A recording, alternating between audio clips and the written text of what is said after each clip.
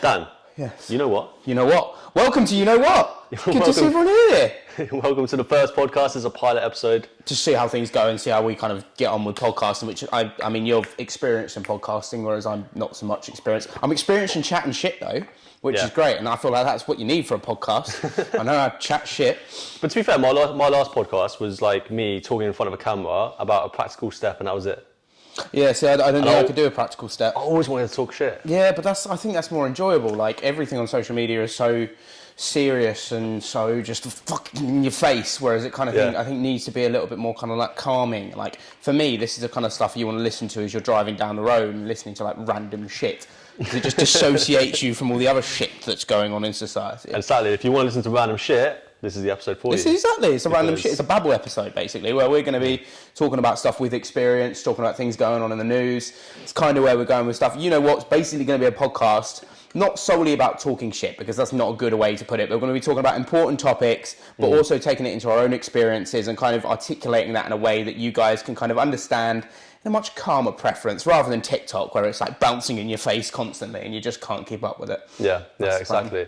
And we're going to talk about hot topics of the week, of the month, of the year, and obviously try and keep it as relevant as possible. So by the time these probably come out, we might miss by a couple of days. But it'll bring it back up again. And like, if you haven't voiced your opinion on the matter, then that's the important thing. And remember, everything we say here is our opinion, unless we Google it, then it'll be factual matters. But the thing if is, it's on Wikipedia, then obviously it's scientific proof. It's just true. Yeah. Greg from Dorset wrote it, so it must be true. Just my thought process in it. Yeah. Right, jump in? Yeah, go for it, straight away. What's the first one then? So first one is body shaming in the gym. Now obviously everyone has had a experience where they've been body shamed or they've body shamed somewhere else potentially. And so I want to talk about the big ones that obviously we've noticed on TikTok and YouTube at the moment. So what's the one thing that you've kind of like seen the most at the moment in terms of body shaming? There's a big lead into it. I mean, it's one thing where it became more of a joke nowadays. I think maybe even a month ago, it became less of a joke. It was the kind of recording and catching out people in the background specifically for videos. It became a very hot topic, which, I mean, look, the thing is, when you're filming in the gym, you can film in the gym. Most gyms have a policy where you shouldn't film, but people just do it anyway, because it's no word of your own, you're filming your form or whatever.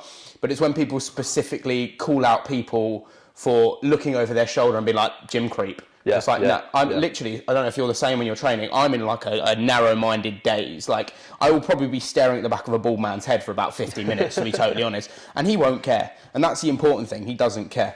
Well, I think it's completely natural to like instinctively be drawn to something when it's moving and it's doing something in front of you. Like if you see like a woman, for example, this tends to be what I see most of the reels are, right? A beautiful woman is sat there with a camera, she's doing an exercise, she's making noises. Naturally, you're just gonna like instinctively turn and look. Yeah. But then they catch you in that corner of in the corner of the camera, and obviously then it shows this guy staring at this woman. Yeah. Now obviously there's levels to it, right?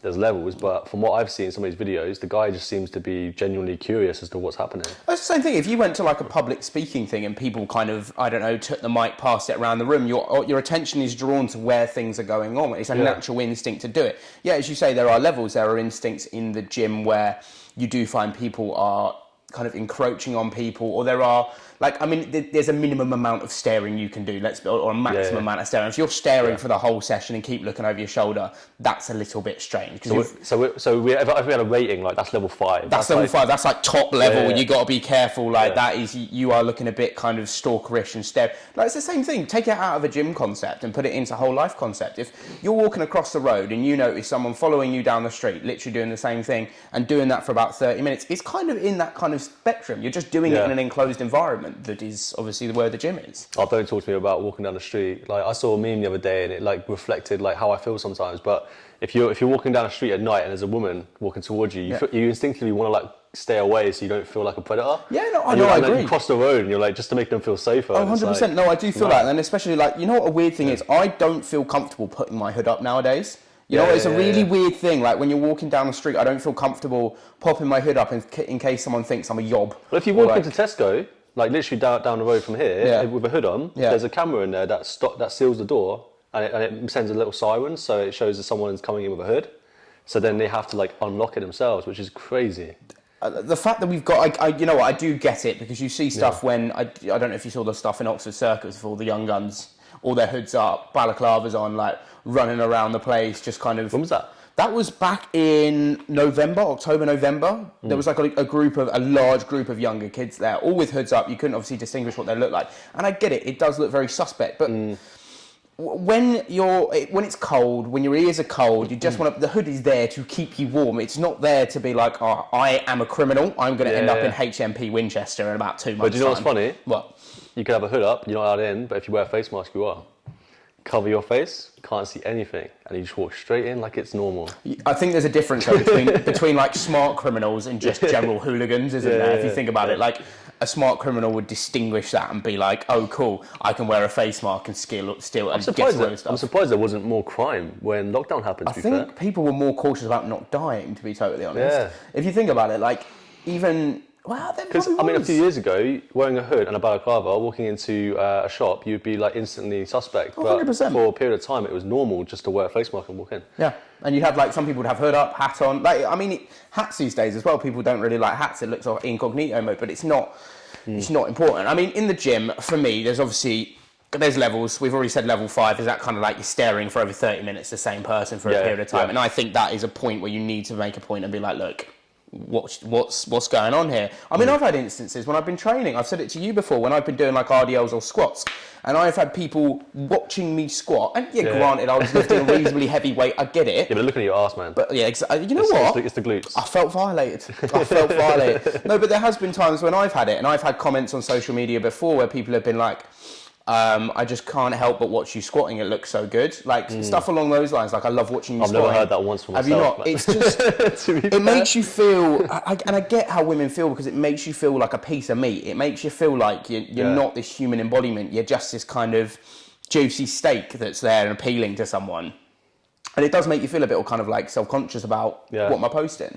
I messaged the person who made the comment just to kind of air my opinion on the matter, and he was like, so sorry, didn't mean to make you feel that way.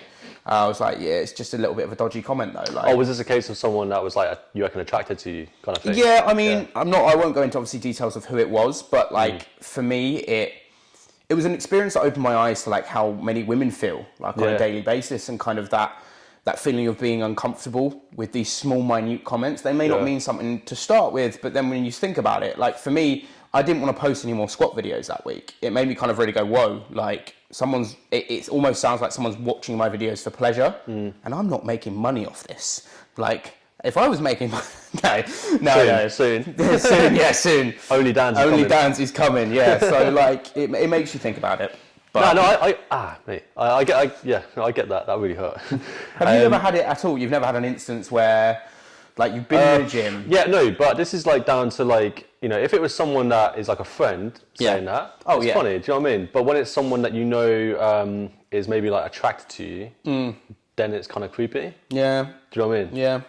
Like obviously, I noticed a lot of men at one point when I was posting like a 6-pack shot. This is when I was single, right? So obviously, you want all the ladies to comment like, "Oh, you're looking so good," but they don't. No, it's the men. It's the men. It's the men. Yeah, of course. And then you're like, "Oh wait, yeah, this is creepy." Yeah, then it's weird, and you start getting messages about it. I remember I had a guy over lockdown. I used to be in an engagement group, and he messaged me outside of the engagement group. He was like, "I really like your content." I was like, oh, "Perfectly normal conversation here. Love it. Thank you. Appreciate it." So we're on level 1 at the moment. We're on level 1 at the minute. Oh, it escalates quite quickly. It was like, "Oh, where do you live?" And I was like, "Oh, this is start. That's creeping up to level 2. Like, you don't know me. You're asking where I live." And I was just like, "I live in Southampton." If they ask where you live straight away, level 5. Level 5. Do you think so? There needs to be some rapport, man. There needs to be like, "Hey, how you doing? Like, love your content." But normally, if someone says "love your content," it's cool. Thanks. That's it. I've had worse ones. Go on. Someone calls me.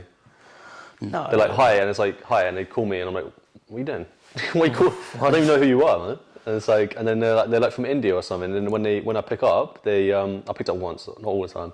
I picked up once, and this guy was just talking to me on a video chat, and I was like, "Hi, how you doing?" I was like, "Yeah, I'm good, mate. What's up?" And he's like, "Oh, where are you?" I'm like, "Why?" Why does it matter? Why does it matter where I am? Level 5. Level 5. That's a level 5. That's creepy. But yeah, I mean, this guy invited me to Germany.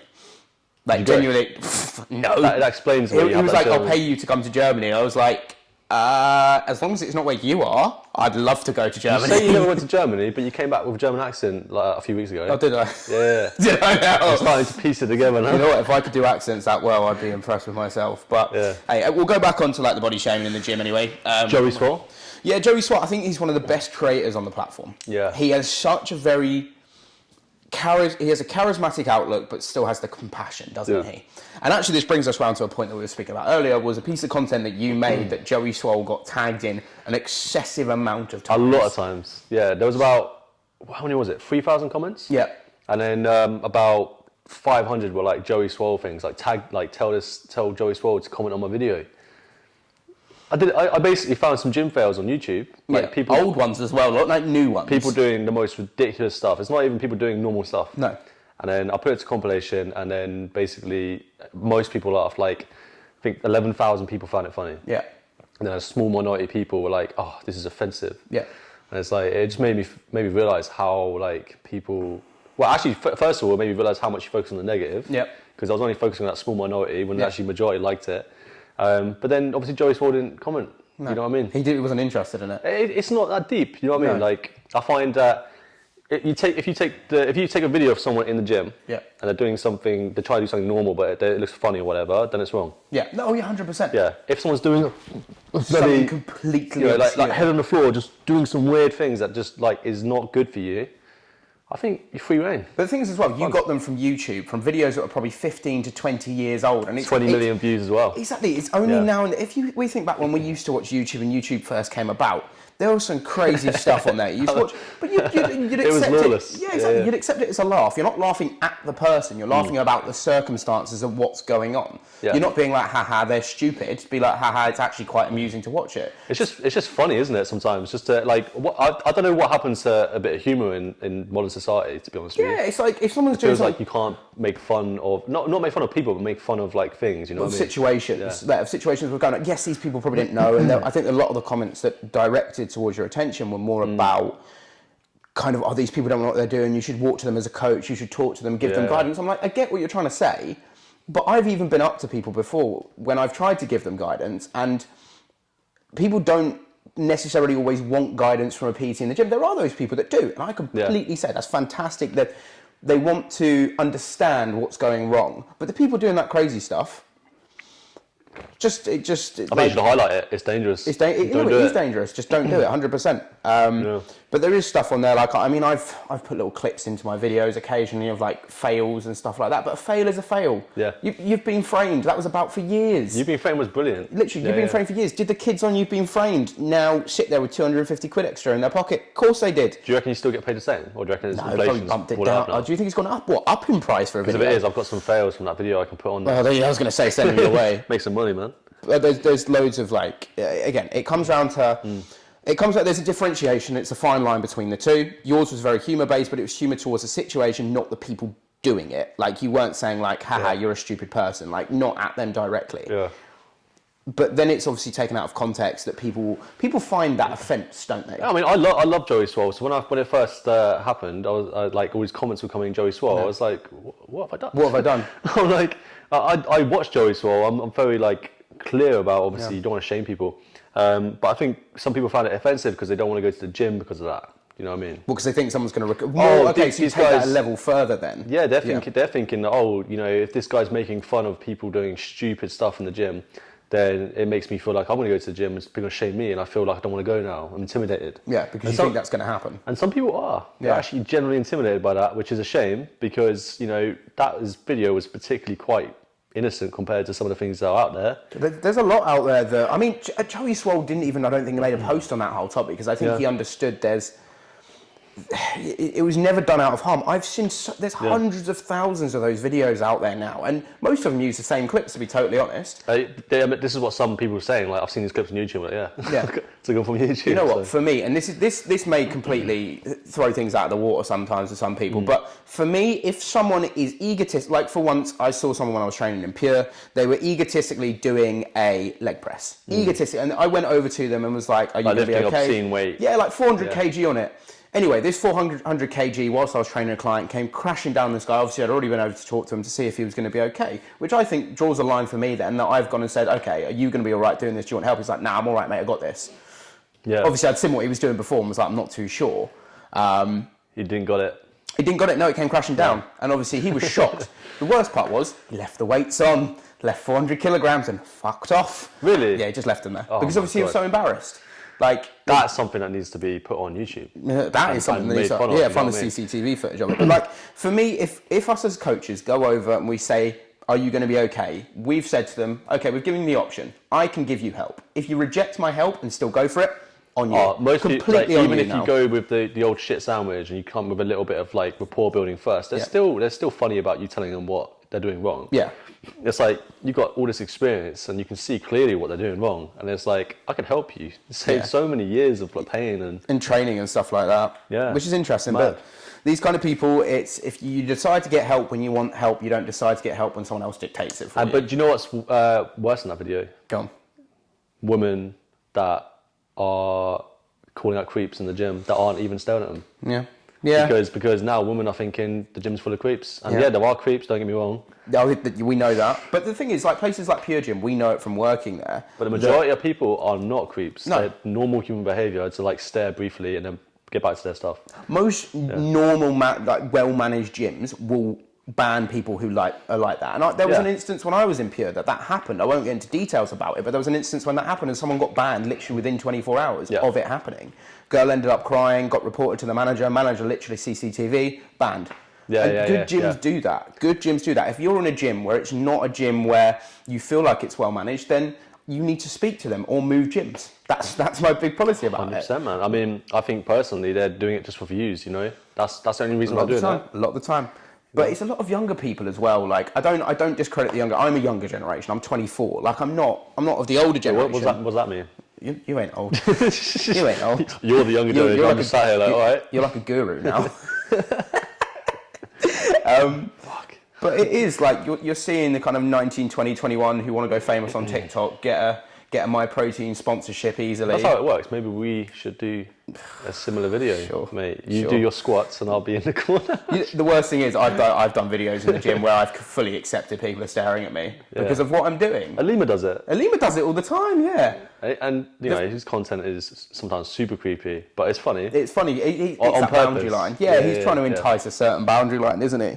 But yeah, no, I don't agree. And Joey Swole put it really well. He was like, if you are wearing clothing that entices the eyes of another person, if you're doing something that attracts attention, what do you expect from that situation? Yeah. Like you can't turn around and be like, oh my God, you were looking at me. If you're wearing booty shorts that are half up your ass, or you're doing a really, really heavy set that clangs and bangs, what are you expecting to happen? I literally, when I was training people, I bolt my head round because I was like, I swear I didn't see that properly. This always seems to bring out the worst in some people. But it's like if you're like some of the stuff they wear is exactly. You know they're wearing it for attention. Yeah. No one wears those booty things for comfort, man. They don't feel comfortable. There was a video. You tell me they don't feel comfortable at all. They're doing it because they want their bum to look massive in the shorts, man. And I'm like. But even when it's like he's rejected, I mean, there was a video that went round. There was a viral one that went round. There was a girl training on a treadmill. Did you see this one? Girl training on an incline treadmill. She had look, shorts in the gym, absolutely fine, but not up your arse crack. If we're going back to the like Miley Cyrus days when it was the really like cowboy-esque shorts that sat on people, that's not a look. I saw a girl the other day in the gym and she was wearing these skin tone leggings. I thought she had nothing on. Seen that again. I've seen that because they're so form-fitting. I literally thought she was naked. You double take, don't you? I thought, what the You double take, and then if they're far away, you're like, I haven't seen that right. Yeah. I mean, I've never seen someone naked in the gym, fortunately. I've also seen guys with those really tight leggings and their funny packages like sticking out, man. I'm like, what are you doing? Yeah.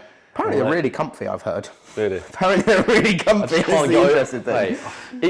You know, and even I'm like, my eyes dart down and I'm like, what the fuck am I doing? Yeah, but this is the thing. It's because it's just not because it's male or female, just because it's there. I'm closing the closet again. Yeah, you're closing the closet. You jumped out for a minute. But no, it grabs your attention, doesn't it? It makes you think about what's going on there. Like, I guarantee a few times I've stared at blokes' asses because I'm like, they're fucking tight. He's wearing some tight ass shorts. Damn tight ass shorts. I've worn tight stuff before. As I say, I accept it. But in the gym, it shouldn't be you shaming someone because you've chosen to wear a specific outfit and do an extremely loud exercise that invites attention. If you shout at someone across the street, "Hey, I'm naked," inviting 100%, attention. 100%. 100%. Obviously, level 5 not good. Level 4 not good. Level 3 not good. Level 2 and 1. Level 1, we're talking kind of they're looking at you. It's a double take. Level 1 would be double take. Level 1's level I don't even know. We've got levels now. We've got a rating system for this. Level 2 is someone being like, they talk to you. Hi. but they have a normal conversation and they're like, look, I noticed you. Or, you know what? Not even that. Hi, I saw you doing something. I'm not going to give you unsolicited advice. I just thought, just in case you hurt yourself, this is what I say. That's and then a 3, maybe a 3 would be someone that is maybe they actually are attracted to the person. Yeah, and it's they're like kind of like they want to kind of like introduce themselves, but there's it can go either way at that point. I say 4's touching. Oh yeah, 4's touching, and then 5 is like you're following around the gym, like stalking, staring for long periods of time. Yeah. That's like the level. I think 3 is acceptable if it moves quickly in the right direction, as in the person being approached is accepting of it. If not, then obviously 4 or 5 straight away. I still personally don't think you should do matchmaking in a gym, personally. No. Like, I think the gym should be a place for individuals to better themselves. It happens though. It does. I've seen the opposite sex also, like I've seen women approach, guys as well. Yeah, it's not just a one-way thing, yeah. No, but I think, you're going back to the point of like, a lot of social media became this brandishing of a woman and a man. Like, the man was doing something wrong to a woman. You didn't see much about blokes. Yeah. Like, most of the time it was just cracking on with stuff, but it became this kind of gender-specific, blokes are always creepy to women. Women can be creepy to blokes too. Yeah. That exists. I would say it's less, obviously. Oh, yes, it's less so, because, blokes have that testosterone and all the other shenanigans going on. But I do know what you mean. There are the old exceptions always. Like, I've had comments from women in the gym that have made me feel a little bit kind of like, not too sure. There was one of the other PT's clients who, I think I told you about this one. Okay. I won't mention which PT, but one of their clients, quite a friendly woman. She's quite an older woman, and she's very chatty. Anyway, I was just standing by the desk, and I decided to say, okay, I'll let her out. I'll walk her down. I walked her down. I was about to say walk her down the aisle. Walk her down the centerpiece of the gym to let her out because she was struggling with her pin. I was like, I'm just doing a nice thing, and what I always do, same as you, have a chat. Have a little chat as you're walking down there because I don't like dead silence. Anyway, open the door and I'll say, hope you have a great day. Standing conversation, she was like, then she kind of looked at me and she was like, I hope to see you back in here soon. Hope you have a great day too. And I kind of was like, maybe taken out of context, but the thing is for me, that sounds like a nice comment, man. It did, but it was the way it was spoken. Was it? And for me, it kind of made me feel a little bit Did like... she touch you? She didn't touch me, but it's like the kind of look up, look down, then express her opinion. She did the triangle. The what? The triangle? Yeah, the triangle. Apparently, when you're attracted to someone, you do it. Well, everyone does this triangle when they look at someone's face, where they go eye to nose and back up. But if you're attracted, it's much longer, and you look at their mouth longer. It's creepy. Yeah. So there's one for you. If you ever want to know if someone likes you, they'll stare at your mouth a bit longer than someone. Not that you got something in your teeth or something. The triangle, mate. Yeah. It's like reading a book. But that was an interesting one where, like, I said to one of my clients afterwards, I was like, what's your opinion on it? Yeah. And she just turned around to me and she was like, it's a little bit strange, but obviously it's no harm done. But for me, I know me. I don't blow that kind of stuff out of proportion because it doesn't happen often. And I can identify it quite well, and it does. But she was just like, if it happens again, funnily enough, didn't happen again, but she did stand reasonably close to me whilst we were having a conversation. Personally, any compliments I get, I'm happy, man. I'm like, oh no, I'll take the compliment. Give me the compliments, guys. I'll take it, but it just, this is me expressing my point that it can happen to blokes as well. Maybe not to the extreme of a man to a woman, but it can happen vice versa as well. And it's not just a... But you're okay? Oh, yeah, I'm fine. Okay, good. Yeah, I'm fine. Yeah, it makes you think about it. It makes you think, and I appreciate just it. Checking, because you never know, man. This could be the mental trauma. Yeah. But yeah, it is, as you say, it's one of those interesting topics that can go both ways. Weight loss injections. Oh yeah, that's our next topic, which is bringing actually around, this has been something that's been going on for a few months now, isn't it? Yeah. Let's be honest. I think it was a few months ago that... They were trialling it. Yeah. And I actually went through two different thoughts about it. I kind of went from one side to the other quite quickly. Initially, I was like, what absolute bullshit. You're promoting weight loss injections for people, and now people are going to be thinking, oh, now I can do this. It's a life-saving, drug, and I don't have to do any lifestyle changes. Then I thought, on the flip side of it, imagine someone that's morbidly obese, they can't move very well. Yeah. Their diet, they haven't got any money, they've got very little money coming in, they can't really control their diet very well. And then there's this nice, life-saving potentially injection for them to help get them started. And I thought maybe that is quite beneficial for those people. Yeah, no, I agree with you. Yeah. I agree with you because the whole drug was directed at those people. It wasn't directed for people who need to lose a little bit of a stubborn belly. Like it's directed, and this is what they said. The NHS did disclose their kind of their direction for it, and they said it is for people on the very obese, clinically obese end of the spectrum who are now in a position where even if they try and move, the sheer weight on their body is causing them injury risk. And that injury risk is going to be more profound rather than anything else. So I agree at that extent. It's something that came up. Basically, people are now taking fire in a way at celebrities that are choosing to use it, which actually, look, if a celebrity chooses to use it, it's their decision to use a weight loss injection. Obviously, I'd always, and same as you, would always advise a lifestyle change over a weight loss injection. Yeah. But I wonder how many people out there, people watching this today, how many of you guys out there, if someone approached you with a weight loss injection to help you lose weight, would you take it? Would you take it if someone turned around to you and said, I can help you lose X amount of body fat and take this injection? Yeah. Hell no. Hell no, you wouldn't take it? No, fair enough. Hell no. I mean, okay, so this is where obviously initially my bias was like, no one takes it whatsoever, change your lifestyle. But then obviously there's people out there that we don't necessarily see in the gym because they can't go to the gym, they don't have confidence, they can't move. Yeah. And suddenly when you actually realise there's a whole different world of people out there that could benefit from it, I don't think it's a bad thing. No, I don't think it's a bad thing. And I think they should take it up and get themselves in a position where they're doing something, taking action. Yeah. Because it's a positive loop, isn't it? Yeah. But yeah. You only see a certain people in the gym, don't you? The people who come to the gym are the people that are ready to take that leap for themselves to improve their lifestyle. You see so many people, if you go into Asda, you go into Tesco's, you go into TK Maxx, you go into Matalan, you go into these places and you see people, I shouldn't do it as a coach, but I look at them and go, you could do some exercise. And it sounds really cruel, but you look at them and go, you're the kind of person that needs a lifestyle change. But I know in my head, I know how it works. It's like you're not actually ready for that lifestyle change yet. Of course. Because people have to be in a position to be ready. And we say this all the time. People come in, they go, I want to do this. I'm like, and in your head, you're like, are you actually ready to do this? Or are you just doing it because of social pressures? Yeah. Saying you have to look this way. You have to do exercise to make yourself feel better. This is where online coaching can help people like that. Yeah, it's true. No, it is. Because some people that can't get into the gym, they need someone there to help them. It's an accountability thing. Anyone can train. Absolutely anyone can go into the gym. It's your decision, your choice. You can go in there and do it. Yeah. But not everyone can make the required changes to their lifestyle to make long-term change.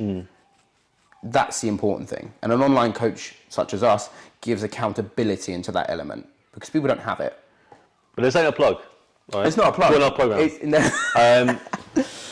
But it's a general thing. It's a genuine thing. I was going to say, obviously, this comes back to this is like a couple of years ago now. Who was it? There was a supermarket that showed fat models. Was that wearing like sports clothing? Who was that? And it was a big one because obviously a lot of people were outraged at the fact that they were promoting this big plus size model as a healthy thing. And once again, I flipped my thinking on it.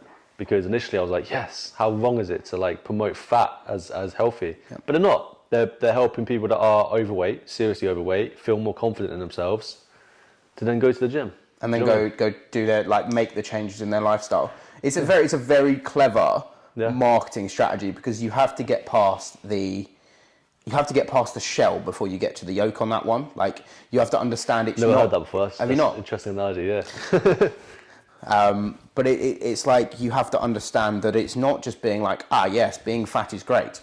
This is why we promote fat. It's not that. It's literally saying, this is our target market now. This is who we want to try and encourage to wear this clothing. Because if people buy that clothing, you start to almost manifest doing activity. Yeah, and marketing is what drives sales and drives businesses, right? So they're like media and businesses are going to try and do their best to stir the pot. Yeah. And if they stir the pot enough with something that's controversial, they get loads of sales. Yeah. So I don't think the media and businesses are generally trying to maybe change things in the positive light of things necessarily all the time. but they're doing it because they want to make more sales. There are some companies that I'm sure are like doing something for the greater good. Yeah. Do you know what I mean? Oh, 100%. But I wouldn't necessarily that is a case like that, maybe. But when you market a plus size model, I mean, ASOS not long ago only transferred to plus and tall sizes. Really?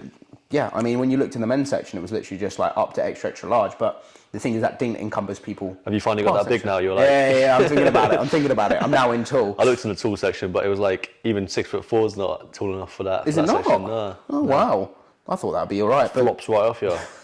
it just falls down. It's like a Schlesinger basketball shirt down to your knee. Oh, that's what it feels like. I'm like, what the hell? Yeah, it's an interesting one, isn't it? But going back to weight loss injections, for me, as you say, it is a case of using it for the right people, not using it for the people that feel like they need it. But what if you're a skinny guy and you had weight gain injections?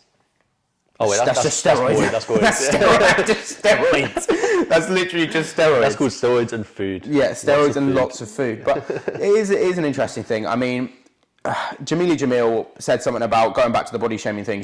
It was an article that was published the other day, and she was talking about being shamed in the gym, and someone approaching her basically saying, you could do really well if you trained in the gym like XYZ. Yeah. And for me, that's a line. You've crossed the line. Oh, you? Not me. No, not me. No, I didn't say it. But to you? No, not to me. No, it was an article. It was an article that I read today. Was it? And she got approached by someone, and someone basically, she was just doing cycling because she trains for anxiety. She trains to like divulge her anxiety, focus her attention elsewhere to allow her to then feel better, which is amazing. Someone came up to her, someone turned around to her and was like, you could do really well if you started doing XYZ exercises, which for me, that's overstepping a boundary because you're then trying to tell that person. It's almost like gaslighting. It's almost just being like, you could do well. You could be that person. But it's like, but no, I'm just doing this. This is what I want to do. That's definitely screwed. I mean, I kind of like that. That's like marketing in general, isn't it? Really, like you find that like marketing is designed to gaslight you, I guess. Yeah. To make you think in a different way. So if you don't think you have a problem, you won't do anything to solve that problem. So a lot of marketing and people will say things to try and make you feel like you've got a problem, and then you have to have them for the solution. Yeah. Choose me because I can get you X, Y, Z in 2 months. But yeah, she just basically went on there and spoke about how she felt very invaded, and I was like, yeah, no, I agree with you. She just told him to fuck off. Jenny? No, this is a famous person. Oh, this is a podcaster? Jamila, no. She's just a news presenter, from what I know. News presenter or celebrity. I can't remember one of the two. So I must have missed that. I heard Jenny, and I was like, no, it's Jamila Jamil. Jamila Jamil. Like a podcast then. No, she's literally just a celebrity. She was at the Brit Awards or the Oscars or whatever it was recently. Yeah. And yeah, I mean, she also took shots saying that this is where the celebrities and weight loss injections came into it. She was basically taking shots at. She basically made a comment. She's like, everyone's so skinny this year. They must be using weight loss injections. What about Adele? Yeah, now that's an interesting one, isn't it? That is a very. I mean, people are like upset that she looks better. She did. She looked amazing. She looked amazing. She looks healthier. Why are you upset? By her choice. But I guarantee, I don't know the policies behind the weight loss injections, but I guarantee the NHS turn around and be like, part of a healthy, balanced diet and activity. I guarantee that's thrown in there somewhere. That's a problem in it. Because it always is. It's always thrown in there. Every customer cured is a customer lost. At the end of the day. Yeah, no, true. Obviously, I'm not talking about NHS, but in general, like maybe injection companies. NHS Live Well plate, like how you should structure your meals. Bloody amazing. I don't know why I never looked at it. Yeah. 20 years ago, I was looking at it like, this is boring. Yeah. Right? It's such a boring plate. Who wants a plate like that? Yeah. You know, and then if you look at it, it's actually really healthy. It actually makes sense, doesn't it? It makes sense how to divvy lots of fruit, stuff. lots of veg, lean proteins. There is dairy in there. Obviously, not everyone can tolerate dairy the same way, but it doesn't matter. Same with gluten. Yeah, just take it out, done. Yeah. And the plate like literally covers your diet really well. And like now I just preach that all to my clients all the time. You just got to do the plate. It's literally just sectioning it off, isn't it? It's like 50% of your plate should be carbohydrates, realistically. Then you're having your breakdown of including veggies, or you mean just carbs? Just carb. Okay. Well, if you can count potatoes in there, if you want, I'll still say that. And if you're low carb, then obviously you can't do that. No, but then you just change the percent. It's literally that. You just imagine a plate. The plate is 50% carbs because that's realistically where you'll be sitting. But obviously for different people, it's different. Then you're looking about your 30% protein and 20% fat. Then you just portion it out in that way. I would change that. Go on. I would bump the fat up and decrease the carbs. Would you? Yeah, not zero. Yeah. Like it depends on the person, but like, you know, people like you and me and maybe people that are like a bit leaner, are a bit more sensitive to carbs, so we don't have the same kind of impact for our metabolism if we're taking in quite a lot of it. But some people, if they take in too many carbs, too many sugars, and they're insulin resistant and they're struggling with the metabolism, it can really screw them up. Yeah. But it's more down to the carb quality than it is the amount. It's what you're having. I mean, oats are one of my favourite carbs. Like good, well-made oats are one of my favourite carbs to suggest to people. Yeah. Because they balance you out. You normally have them at the start of the day. They're good, aren't they? You don't tend to have oats later in the day. Not many people have oats later in the day. The oats literally I used to have cinnamon grahams for dinner. What? In uni. Oh, wow. Yeah, cereal. Back in my cereal days, I'm really hungry before bed. I was like, cinnamon grahams. This is an interesting point. Best cereal. Cereal, great for the mornings, shit before you go to bed. That's my opinion on it. Yeah. Because you don't want an insulin spike before you go to sleep, because your body's going, we're going to do something. So it becomes hyperactive. Yeah, okay. That's my opinion. I have cereal for mornings. It's a morning thing. Yeah. When you have it late at night, you cause an insulin spike, which causes glycogen to be readily available. I got a curveball. I'm not trying to go against you. I'm cool with that. This is what it's for. But this is dependent, obviously, because some people do well like that. Some people do well other ways. I actually think the best way to do it is have no carbs for breakfast. Really? And have carbs before bed, but not sugar before bed. So slow releasing carbs before bed. So like oats, potatoes, stuff like that. Do you know roast dinner on Sunday? You feel really tired after. Lots of carbs. Yeah. Do it before bed. You sleep really well. That's what I found personally. Do you think then your body dissociates though when it's sleeping and it starts to use too much energy towards the actual process of digesting rather than resting the body though? Well, that's why you don't have it straight before bed. You have it if like you're 2 saying straight hours. before bed, I agree. Yeah. Yeah. So carbs have been shown to help you sleep deeper. Oh, interesting. Yeah. I did not know that. So slow digesting, obviously. Well, so obviously, as you say, it slows down your body a little bit because then it's just focusing on one. And this is great for someone like people that are looking at intermittent fasting for health benefits or fat loss benefits. You don't actually necessarily have to fast for fat loss benefits. You can just have no carbs in the morning and have a protein and fatty breakfast, and then have carbs later in the day, and you'll still have a benefit of like your insulin resistance being lower than normal. Insulin being lower than normal, so your insulin more insulin sensitive. So this can actually help you to have a period of carbs in later in the day. Yeah. But not everyone's the same. Like this comes down to the person at the end of the day. I have found lowering carbs does help people that seem to struggle to lose weight. Those that have struggled for a long time, and they've been told that it's all a calorie deficit. Eat whatever you want as long as it's in calories. Eat donuts, baked goods, etc. Those kind of people, they tend to do very well when you reduce carbs. Yeah. Do you think it's more the body's response to restricting the glycogen that you're then giving it? So it kind of then it alters almost the way it metabolizes the fuel. Well, you got calories in and you got calories out. Like calorie deficit still is like the fundamental, but it's what creates the calorie deficit that's important. Yeah. Is it you decrease calories or is it you increase your calories out? You know, and by increasing your calories out, you get a calorie deficit without having to decrease your calories. So if you decrease your calories down to 1,200 a day, right? Then your body's metabolism in theory, you should be burning body fat. Yeah. But if it's just all donuts, cakes, and shit like that, your metabolism will kind of go down because you're not feeding the body what it needs. Yeah. So now you're not creating the deficit you want. So you're kind of talking like the thermic effect of food having more of a prevalent effect on. Not thermic effect. Thermic like in general, like the nutrients your body needs to function properly. Okay. It's very important. Yeah. That it gets what it needs. Yeah. Vitamins, minerals, fiber. Yeah. Good gut health. If you wreak havoc with this, wreak havoc with sleep, your metabolism will start to go the other way. Yeah. Your body won't burn. It just won't do what it needs to. You'll just get less energy. Yeah. And you'll feel worse. And you'll feel sluggish, and then you won't want to be active, and then you put on more weight, and you'll be like, why am I fat again?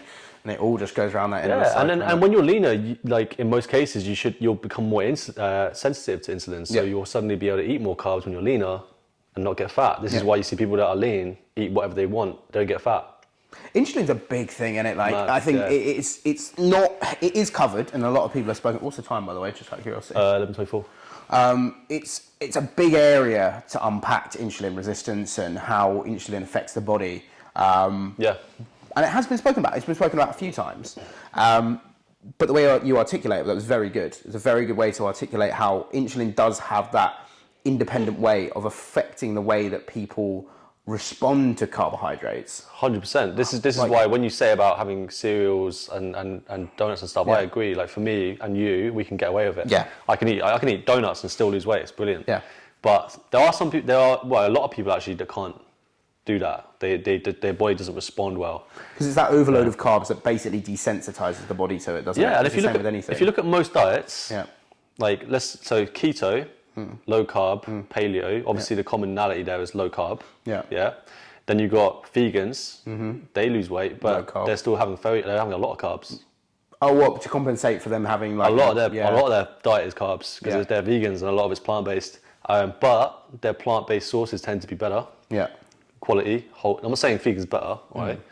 Whole foods. You're talking whole foods. You're talking whole foods. But improving your diet quality. Yeah. Especially carbs being better quality carbs can actually make a big difference in terms of how your body responds to the food coming in, and your metabolism can stay elevated for longer, creating that deficit that you want, versus high sugar foods that taste good and obviously they hit your macros, which I can do personally, it's fine, and then your metabolism just can't, function the way it's designed to. So, yeah.